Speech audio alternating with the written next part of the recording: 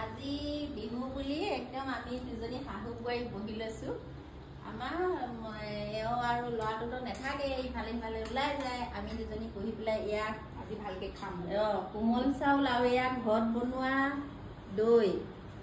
কোমল চাউল ঘৰত বনোৱা দৈ ইয়াক খাইছো আৰু ক্ৰীম লৈ লৈছো কোমল চাউল ক্ৰীমেদি খাই বহুত ভাল লাগে মোক তাৰপিছত এইবোৰ তিল পিঠা মালপুৰা কেকটো কল দি পেলাই বনোৱা হৈছে দেই আৰু মুড়ি লাডু চুজি লাডু তিলৰ লাডু ইয়াত বহি লৈছো এতিয়া জলপানকেইটা খাই উঠি পেলাই কি কয়